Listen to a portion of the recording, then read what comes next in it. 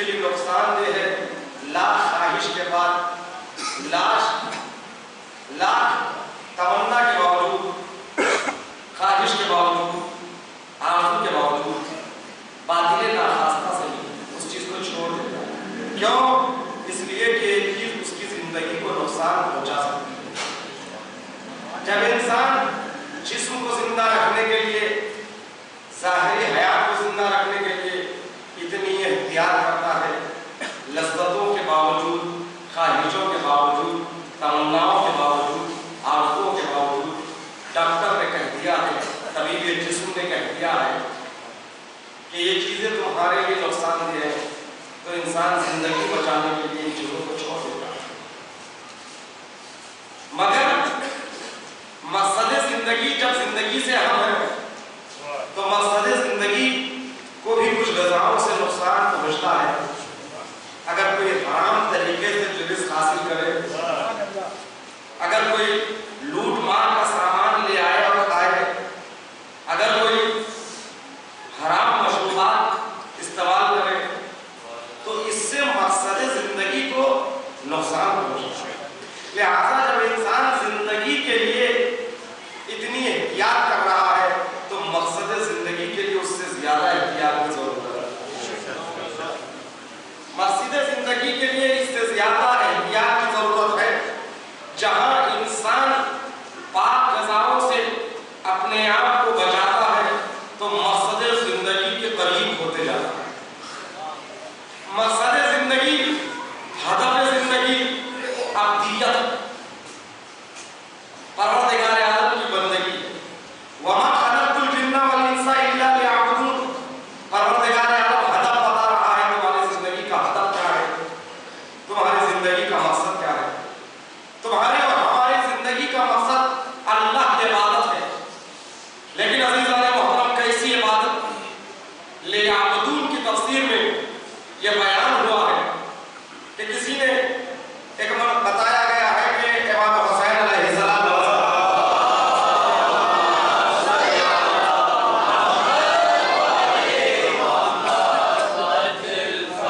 مسجد سے باہر نکل رہے تھے. امام نے فرمایا ما ان اللہ ما خلق العباد الا لیعرفوا. پروردگار عالم نے اپنے بندوں کو خلق نہیں کیا مگر یہ کہ بندے اس کی معرفت حاصل کریں. توجہ چاہتا ہوں. اذا عرفوه عبدوه. جب پروردگار عالم کے بندے اس کی معرفت حاصل کریں گے تب اس کی عبادت کریں. ابھی پہلی مجلس میں بھی یہی گفتگو ہو رہی تھی. وہ بندگی بے معنی ہے، وہ بندگی اٹھک بیٹھک ہے، وہ بندگی ایک کار لا حاصل ہے جس میں معرفت نہیں. معرفت کے ساتھ بندگی ہے، معرفت نہیں ہے تو بندگی نہیں. تو عزیزان محترم، بندگی عمل ہے اور عمل کے لیے معرفت ضروری ہے. جب تک معرفت نہ ہو وہ عمل قابل پرواز نہیں ہے اور وہ عمل بندگی کہنے کے لائق نہیں. اور معرفت کے ساتھ ساتھ تہذیب نفس ضروری ہے. تہذیب نفس کا مطلب یہ ہے کہ جو نفس کو نقصان پہنچانے والی بیماریاں ہیں، نفس کو ان بیماریوں سے دور رکھنا، ان امراض سے دور رکھنا. جب تک نفس کو ان امراض سے دور نہیں رکھو گے اور معرفت ساتھ نہیں ہے تو پھر بندگی کا پرندہ آپ کا عروج کی منزل تک نہیں پہنچ سکتا. پرندہ عبدیت کو اگر معراج چاہیے، پرندہ عبدیت کو اگر عروج چاہیے تو دو پروں کی ضرورت ہے. ایک معرفت ہے، ایک تہذیب نفس ہے.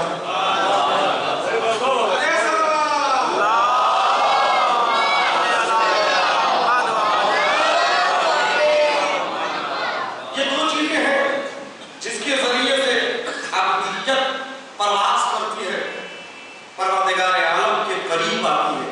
اس لیے کہ کل میں نے عرض کیا تھا کہ معراج جو ہوئی تھی وہ نبی کی نہیں ہوئی تھی، وہ رسول کی نہیں ہوئی تھی. معراج عبد کی ہوئی تھی. عبد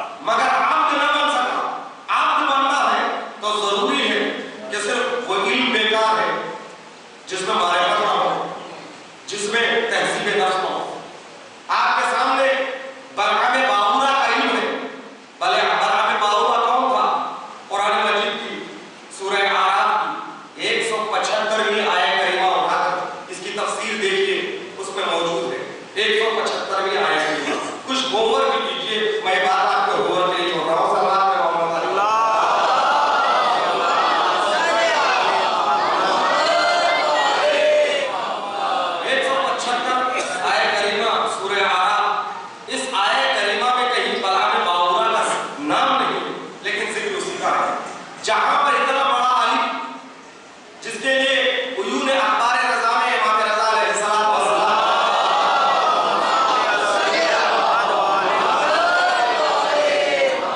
इसमें आज़म का उसे याद था। अज़ीज़ान मोहतरम, इसमें आज़म का मतलब ये नहीं है कि आपने बैठ कर कुछ कलमात को रट लिया। इसमें आज़म तहज़ीब नफ्स का नाम है, इसमें आज़म मारिफत का नाम है। लेकिन अज़ीज़ान मोहतरम, जब नफ्स की खबासतें रूह को पलीद कर देती हैं, खराब कर देती हैं, इसमें आज़म का इल्म भी बेकार हो जाता है। जबकि परवरदिगार आलम इसमें आज़म का इल्म उसकी नफ्स को देखकर, उसकी कसरत को देखकर और उसकी इल्म को देखकर, उसके हौसले को देखकर अदा करता। ऐसे ही है तो इसमें आज़म का इल्म नहीं होता। आसिफ इब्न बरकिया को परवरदिगार आलम ने इसमें आज़म का इल्म दिया था। इसमें आज़म के इल्म की बुनियाद पर आसिफ बरकिया में वो ताकत पैदा हो गई। तवज्जो चाहता हूँ, जहाँ पर सुलेमान ने ये कहा, हुदहुद ने जब बयान किया कि मैं इसलिए गया था कि एक मलिका को देखा, उनके सभा में उसकी हुकूमत है, वो हुकूमत कर रही है, नाम बिलकीस है, तो सुलेमान ने कहा कोई है इस दरबार में जिन्हों इंस पर हुकूमत थी, जिन्हों इंस पर भी हुकूमत थी जनाब सुलेमान की। सुलेमान ने कहा कोई है,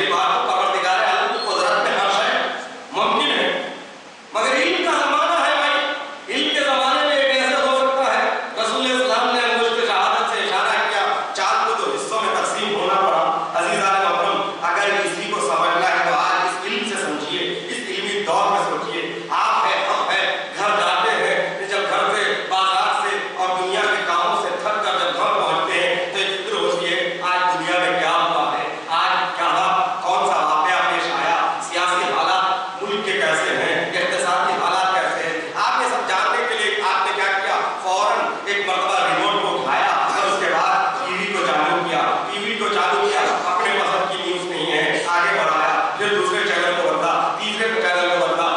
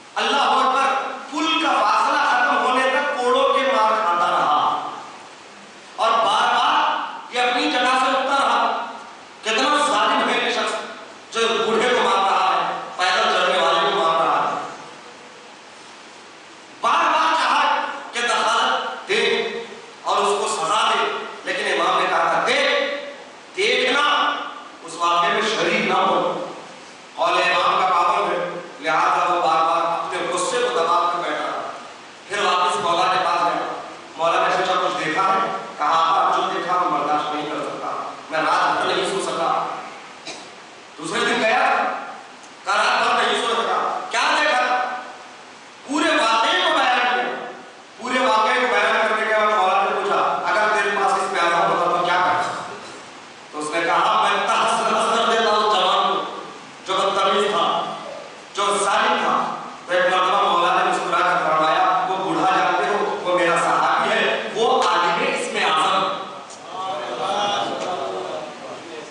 तवज्जो चाहता मेरे अजीजों, वो बूढ़े को तुम इस तरह समझ रहे हो, वो आलिम था इसमें आज़म का, वो इसमें आज़म जानता था। अजीज़ान मोहतरम, ये है तहज़ीब नफ्स, यानी इल्म रखने के बाद बर्दाश्त का मादा पैदा करो। इसमें आज़म उसी को अहले बैत अता करते हैं जिसमें काबिलियत होती है, जिनमें बर्दाश्त होती है, जिनमें कुव्वत बर्दाश्त होती है। एक सवाल पढ़ना मोहम्मद वाले को।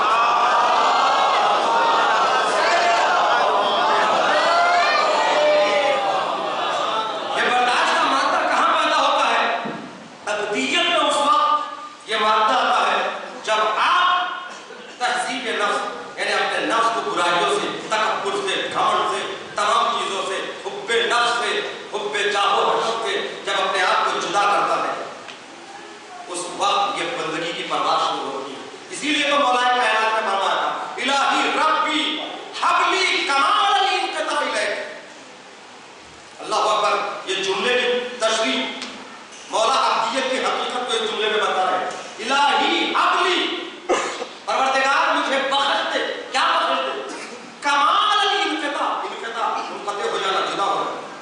कमाल इंक़िता इलैक, जो तुझ तक पहुंचने में जितनी चीजें, जितने मुताल्लिक़ात आड़ आने वाले हैं, यानी दरमियान में हाइल होने वाले, परवरदिगार उन तमाम चीजों से मुझे दूर रख।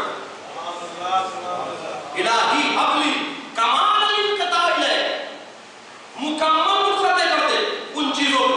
अगर ऐश व इशरत, अगर ये परवरदिगार आलम तक पहुंचने में मेरे लिए अगर ये हाईवे राह बन सकते, परवरदिगार ये ऐश व इशरत की जरूरत नहीं। जो चीज इंसान को अल्लाह तक पहुंचने में, अब्दियत के मेराज में दो चीजें हायल हो सकती है, उन तमाम चीजों से रिश्ता तोड़ देना, यही अब्दियत की मेराज है। अज़ीज़ान मोहतरम, बस वाक़या याद आ गया, कोई वाक़या और सुन लीजिए। सल्लल्लाहु अलैहि वसल्लम,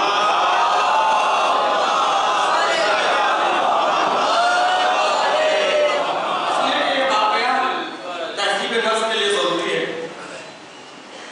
आयतुल्लाह मेहदी नराकी, ईरान के बहुत बड़े आयतुल्लाह, तकरीबन 1100 हिजरी में उनकी विलादत हुई है इसी ज़माने के, यानी मिसाल के तौर पर अब ये 1400 हिजरी है, तकरीबन आज से 300-350 साल पहले की बात है।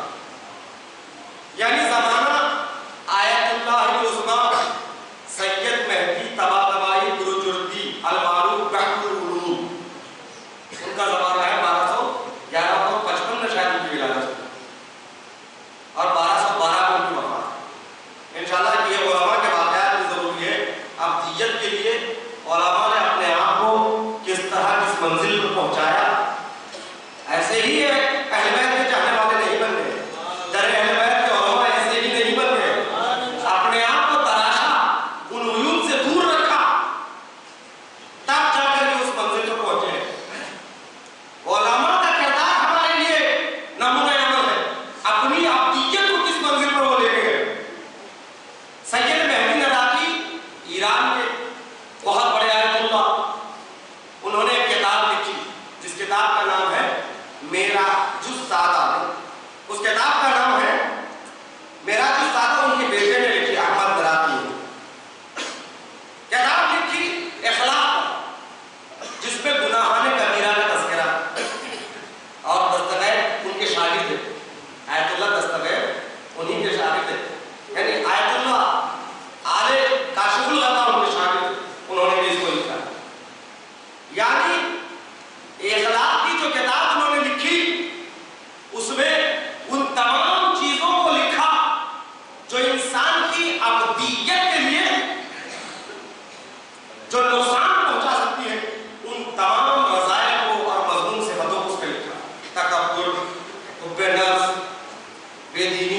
तमाम एक करके उसमें लिखा है।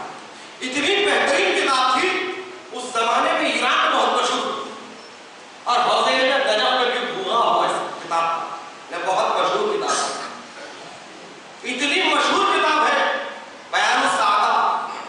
तो इस किताब के पहुंचने पर नजफ में उलमा ने इस किताब का इस्तेमाल किया, सैयद मेहदी बहरुल उलूम ने इस किताब का इस्तेमाल किया। बहुत बड़ी बात है जनाब बहरुल उलूम का किसी किताब का इस्तेमाल करना, क्यों? इसलिए कि खुद मेहदी बहरुल उलूम बहुत बड़े आलिम थे, न सिर्फ आलिम थे, आरिफ थे। आरिफ किसको कहते हैं? आरिफ को पहचानना है तो सोचिए। एक मर्तबा जनाब मेहदी बहरुल उलूम अस्करैन यानी सामरना में नमाज ज़ुहरैन या मगरिब पढ़ा रहे हैं। एक मर्तबा दूसरी रकात तशहुद के बाद थोड़ी देर के लिए उठा रहे हैं, इस तरह बैठे रहे, थोड़े तवक्कुफ के बाद खड़े। भाई नमाज पीछे पढ़ने वाले शागिर्द पे थे, कुछ चाहने वाले थे, सबको ये शक पैदा हुआ एक आलिम दीन, आलिम पूरे खुशू के साथ नमाज पढ़ने वाला।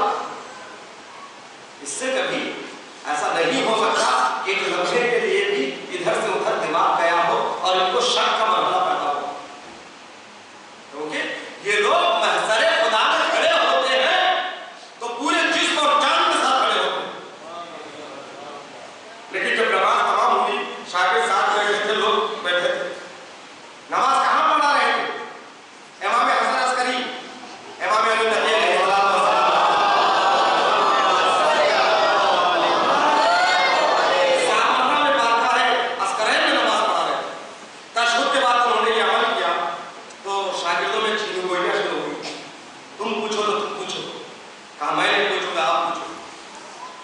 गोलियां देखी तो सैयद मेहदी बहरुल उलूम ने कहा, आप क्या बताओ?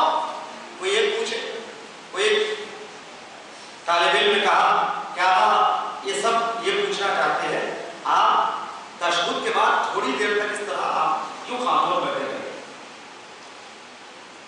एक मर्तबा सैयद बहरुल उलूम ने सर को झुका दिया, जवाब तो देना है लेकिन बात शक की शक रह जाएगी बाबा, और पूछे जवाब देने पर तो जवाब क्या? बात ये है कि जब मैं तशहुद से उठ रहा था तो इमाम ज़माना अपने बाबा को सलाम करने के लिए दाखिल हुए। अरे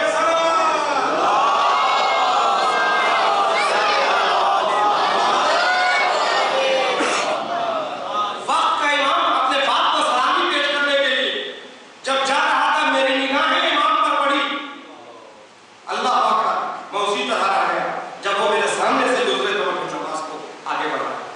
ये है मेहदी बहरुल उलूम। वाक़यात उठा कर पढ़िए, नेट पर इनके वाक़यात मौजूद हैं। ये शख्सियत कैसी शख्सियत थी? आज आप ज़ियारतों पे जाते हैं तो ज़ियारतों पे जाने के बाद सिर्फ अइम्मा इस्लाम के रोज़ों की ज़ियारत को बराबर कीजिए, इन उलमा को भी फरामोश न कीजिए, इसलिए कि हरम के इर्द-गिर्द मौजूद है। सैयद बहरुल उलूम का मज़ार भी नजफ़ अशरफ में हरम इमाम अली अलैहिस्सलाम के बाहर है, जहाँ पर शेख तूसी का भी मज़ार है, सैयद बहरुल उलूम का, दोनों का मज़ार एक साथ एक जगह पर मौजूद है। जब आप उस दरवाजे से निकलेंगे जिस दरवाजे का नाम बाबे तूसी है, उससे बाहर निकलेंगे तो वहां पर मौजूद है। ये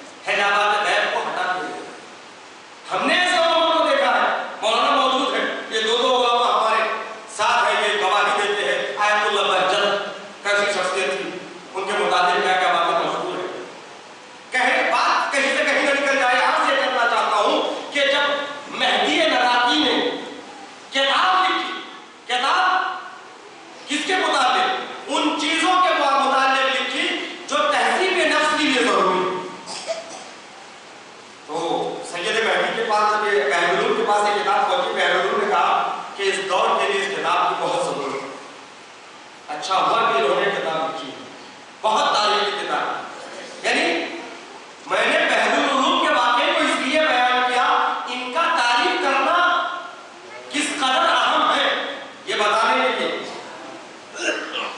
مہدی نراقی کی کتاب بحر العلوم نے بہت زیادہ تعریف کی، بہت اچھی کتاب ہے، مصنف کی تعریف کی. ایک مرتبہ یہی مہدی نراقی ایران سے جب نجف آتے ہیں، کربلا آتے ہیں، تو اس دور میں یہ لوگ زیارتوں کے ساتھ ساتھ درس و تدریس کا سلسلہ بھی رکھتے ہیں. 2 مہینے 4 مہینے 5 مہینے 6 مہینے یہاں پر درس بھی دیتے ہیں، اس کے ساتھ ساتھ زیارتیں بھی ہوتی ہیں. اس انداز سے رہتے ہیں، آج کی طرح نہیں 3 دن کے لیے گئے اور واپس آ گئے. وہ گئے وہاں پر، جب گئے مہدی نراقی ایران سے آئے تو نجف میں بات، کربلا میں بات مشہور ہوئی، لوگ ملنے کے لیے آئے. جتنے بڑے بڑے علماء تھے، توجہ چاہتا ہوں، 6 مہینے رہے تقریباً، 5 مہینے جتنے بھی دن تھے مہدی نراقی، ان کے پاس علماء ملنے کے لیے جاتے تھے، لیکن سید مہدی نہیں تھے. پھر اس کے بعد طریقہ ہے، فارسی میں کہتے ہیں کی تو بات کی. آپ میرے گھر آئے تھے، پھر میں آپ کے پاس کی، آپ کے پاس آؤں. اب جب یہ ہے علماء ان کی خدمت میں آئے تو یہ علماء کی خدمت میں گئے. جب علماء کی خدمت میں گئے تو کسی نے کہا شاگردوں میں، سب سے بڑے عالم بحر العلوم موجود ہے، ان کے پاس جانا ہے. مہدی نراقی نے کہا برابر جانا. کسی شاگرد نے کہا وہ نہیں آئے ملنے، آپ کیوں جائیں؟ عزیزان محترم کو مہدی بنا رہا ہے کہ خاموش بیٹھو. وہ اس وقت سکون شریعت کا نام، ان سے جانا ہے ملنے کے لیے. وہ گئے ملنے کے لیے مہدی نراقی، لیکن جب وہ پہنچے بحر العلوم نے ان کی طرف زیادہ توجہ نہیں کی. یعنی آج کے زمانے میں اگر کہ بہت لائٹ کی توجہ نہیں، بیٹھے رہے مہدی نراقی. بہت دیر تک بیٹھنے کے بعد مختصر سی گفتگو بھی کوٹ کر جانے کا اچھا ہوتا. عزیزان محترم وہ چلے گئے. پھر اس کے بعد سلسلہ جاری تھا. کچھ دن اور گزر گئے. مہدی نراقی نے کہا بہت دن ہو گئے ہیں بحر العلوم کی خدمت میں گئے ہوئے، پھر دوبارہ جائیں گے چلیے.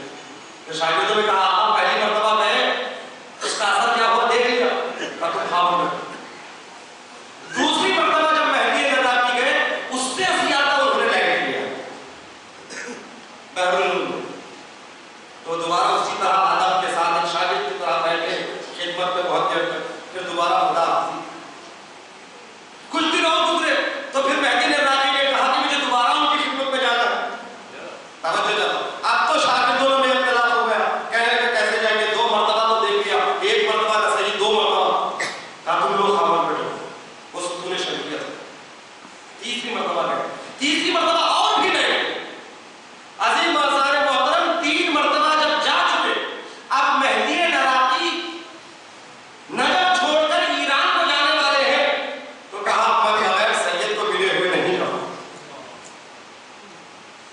اب شاگردوں نے کہا جو 3 مرتبہ آپ کو بہت لائق کیا، جس نے بالکل استقبال ہی نہیں کیا، اس کی خدمت میں دوبارہ جانے کا فائدہ کیا ہے؟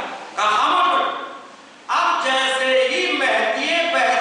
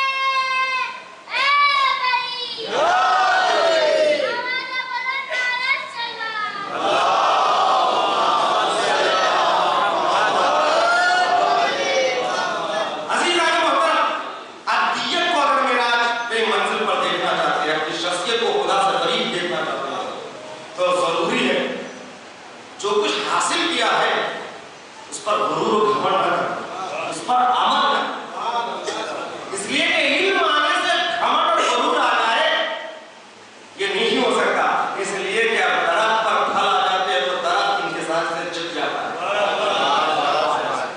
दरख्त पर फल लगते हैं तो दरख्त झुक जाता है। अगर हमारी शख्सियत में इल्म के फल लगे तो शख्सियत को भी झुक जाना चाहिए। तो जरूरत इस बात की है, अब्दियत को कमाल की मंजिल पर देखना है तो दो चीजों की जरूरत है। बात को मैं यहीं पर खत्म कर रहा हूं। एक है मारिफत और दूसरे है तहजीब नफ्स। मारिफत का ये आलम है। मैंने इमाम हुसैन की हदीस को इतना पढ़ा, ऐसा अरफू हो अबदू, जब मारिफत हासिल होगी तब इबादत होगी। किसी ने इमाम से आगे बढ़ के कहा, मा मारिफतुल्लाह, इमाम ये तो बताइए मारिफत खुदा क्या है? मा मारिफतुल्लाह, मारिफतुल्लाह क्या है? तो इमाम ने कहा, मारिफतु कुल्ले कुल्लो अहल मारिफतु कुल्ले अहल ज़मानिहिम बि इमामे अल्लज़ी यजिबु ताअतु, यानी हर ज़माने में उस ज़माने की इमाम की मारिफत मारिफत खुदा है। अपने ज़माने के इमाम को पहचानना ये अल्लाह की मारिफत है। ये इमाम हुसैन का मारिफत। तो अज़ीज़ान मोहतरम, इमाम की मारिफत जरूरी है। बगैर मारिफत इमाम की अब्दियत को परवाह नहीं मिल सकती।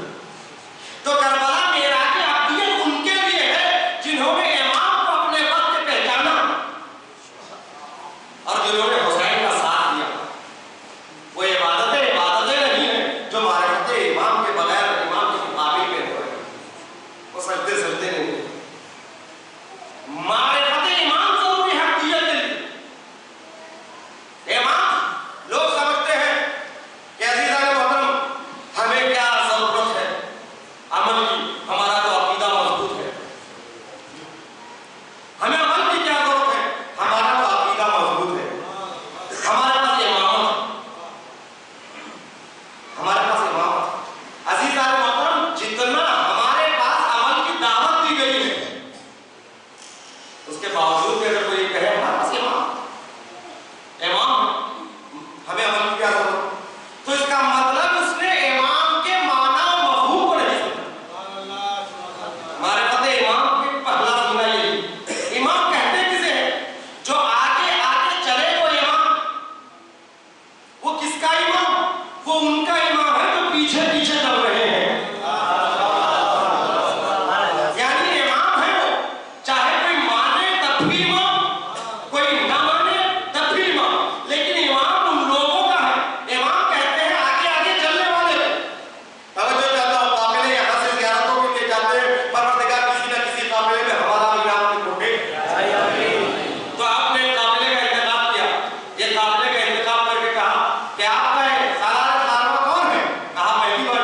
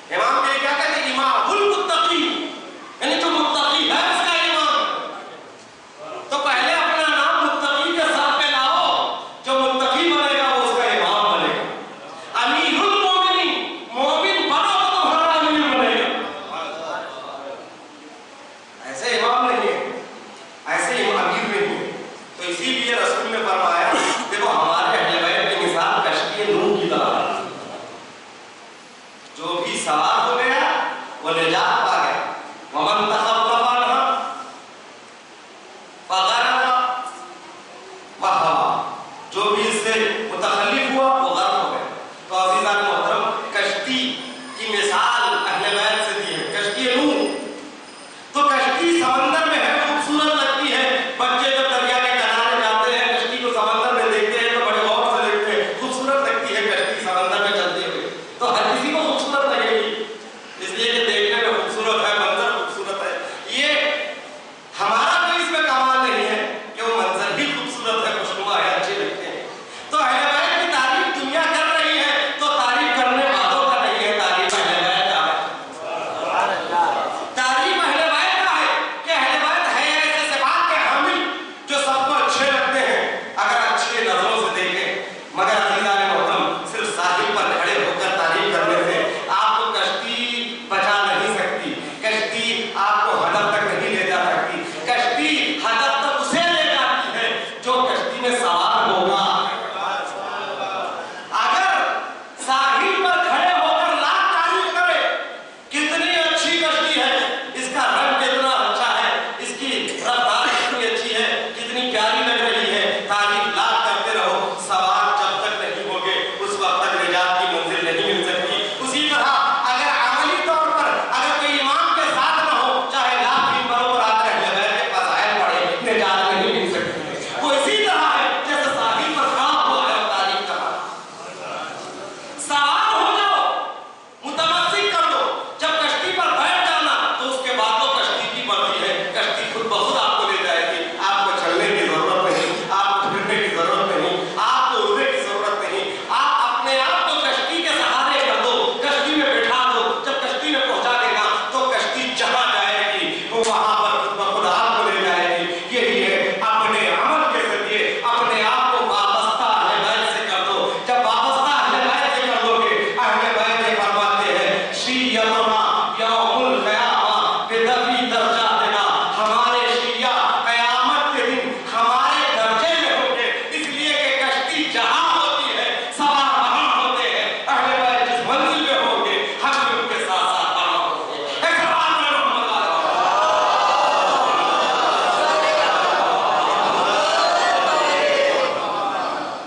تو اہل بیت سے وابستہ ہونا شرط ہے. اہل بیت سے وابستگی کے لیے ان کی معرفت ضروری ہے.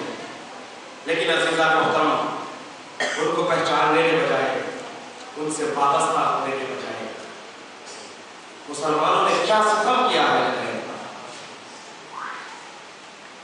عزاداروں جن ایام سے جن راتوں سے ہم گزار رہے ہیں بڑی سخت راتیں ہیں. اہل بیت شام میں آ چکے ہیں. یہ وہ اشرا ہے جس میں شام کے مسائل پڑے جاتے ہیں. کیوں نہ پڑے شام کے مسائل. سید سجاد کے 35 سال شام کا مسئلہ تھا. اداکاروں محرم سے پہلے جو اشرا ہوتا ہے تو اس میں ہم اس پہ یہی کہتے آ رہے ہیں کہ ہم آہستہ آہستہ اشرے سے قریب ہو رہے ہیں, عاشور سے قریب ہو رہے ہیں. لیکن ہاں ان دنوں میں یہ کہوں گا ہم آہستہ آہستہ اربعین حسین سے قریب ہو رہے ہیں. حسین کا اربعین قریب ہے. جیسے جیسے دن گزرتے جائیں گے حسین کا اربعین قریب آ رہا ہے. لیکن عزاداروں تصور شرط ہے, دنیا کا دستور ہے, جب کوئی مر جاتا ہے تو جو احباب, جو اعزاء, جو چاہنے والے, جو رشتہ دار شہر سے دور کسی دور شہروں میں یا ملکوں میں رہتے ہیں بہت دیر تک ان کا انتظار نہیں کیا جا سکتا. حالانکہ سفر کی صعوبتیں ویسی نہیں ہیں جیسے پہلے تھی, مشکلات ویسے نہیں ہیں جو پہلے تھی, مگر پھر بھی انتظار نہیں ہوتا. میت کو دفن کر دیا جاتا ہے, مگر دور دراز کے جو رشتےدار ہوتے ہیں وہ کرتے کیا ہے, جب تک میں میت ہو جاتی ہے تو فون سے پرسا دیتے ہیں, رشتہ داری کی نزدیکی ہے تو کوشش کرتے ہیں کہ چہلوں میں شرکت کریں. دنیا کا دستور ہے نا,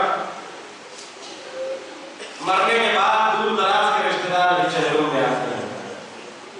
ہر کوئی چہلوں میں آتا ہے. مرنے والے کا پرسہ عزیزوں کو دیتا ہے، ہر گھر والوں کو بھی، غریب سے غریب فرد کو بھی دل میں تمنا ہوتی میں اپنے دولت بھر میں اچھے سے اچھے کہوں گا بیٹا غریب ہے، مرنے والا باپ مر گئے، بیٹا غریب ہے، لیکن غریب بیٹے کے دل میں بھی تمنا ہوتی ہے باپ کی چہلم، باپ کا ربعی، باپ کا فاتحہ دھوم نام سے۔ ہاں میرا دل کہتا ہے زینب کے دل میں بھی یقیناً تمنا ہوتی ہے۔ میرا نیز نے کہا چہلم کروں کی دھوم سے میں کربلائی کا چہلم کرنے کے لیے زینب بے چین، لیکن ایک احساس ہے زینب ہمارے گا نہیں ہے، پرسہ دیا کوئی نہیں زینب چہلم سے قریب ہو رہے ہیں آزاداروں، اپنے آپ کو حسین کے چہلم کے لیے آمادہ کرو اور دعا کرو، کوئی نہ کوئی چہلم ہماری زندگی میں ایسا ہے حسین سے قریب ہو کر کربلا جا کر ہو سکتا، اور ساتھ میں یہ بھی دعا کرنا آنکھوں میں آنسو لے کر پروردگار شام کی راتیں کھل جائے، اس لیے کہ پہلے چہلم کے دن کربلا میں اتنی بھیڑ نہیں ہوتی تھی جتنی بھیڑ شام میں دمشق میں ہوتی تھی، کیوں؟ اس لیے دمشق میں ایک بہن ہے، ایک بیٹی ہے،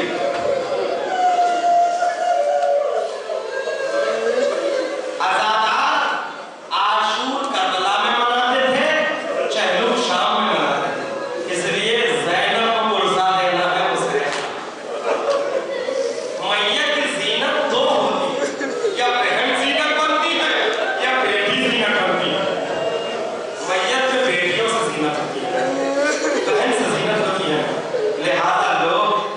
لہذا لوگ شام جا کر اربعین کے موقع پر سکینہ کی قبر پر پرسہ دیتے ہیں، سکینہ تم نے بابا کو یاد کرتے کرتے اس دنیا سے چل بسی، زینب تم نے کسی کو نہیں رویا، تم ہر روز ہوتی زینب، دل میں بڑی تمنا دکھائی کہ اربعین کی عزاداروں کا ہی روزہ آج سنسان پڑا ہوا ہے، زینب کا روزہ خالی ہے، سکینہ کا روزہ خالی ہے، دعا کیجئے کہ دوبارہ حالات بنے، دوبارہ زائرین روزے میں پہنچے، دوبارہ زینب کو حسین کا پرسہ دے سکے، دوبارہ سکینہ کو پرسہ دے سکے، اس لیے کہ اللہ اکبر حسین کی چہیتی بیٹی کا نام سکینہ ہے، بس